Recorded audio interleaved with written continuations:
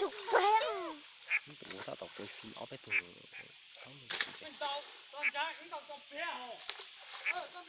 cha tụi bạn á, cha tụi bạn á lớn tới con. Cú tụi tao.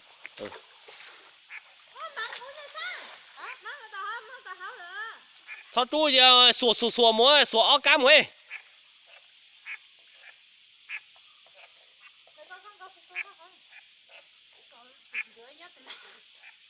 Giá rồi phải to mà.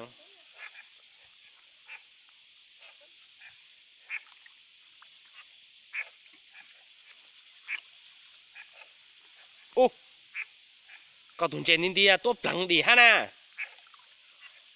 Tụi tụi. Có tua. Vậy ạ.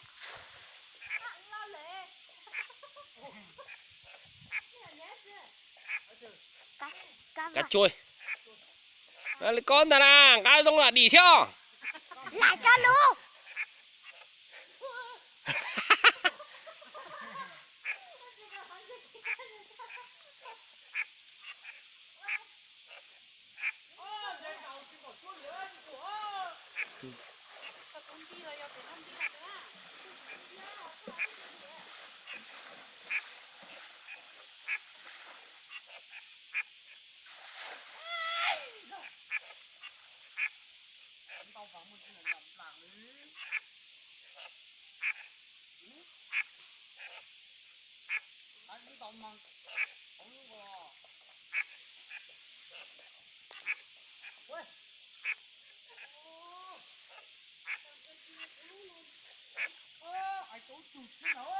Nè, có sai ó tụi tí lên tới tụi đó.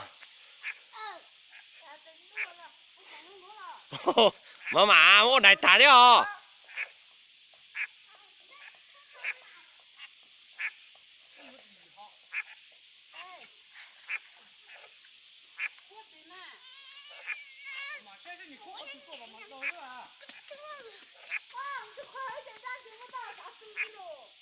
Chị nếu mà đẩy đi ló kia mà đã bé, do lo một chỉ thâu nãy lúc đuối nè.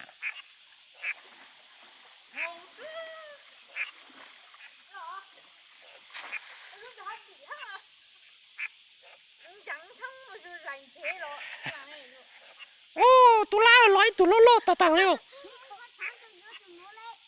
Nè có tí chỉ cá chuối sú. Bây giờ ôi ô, lo ta tàng liêu tụi lá ư. Hơ.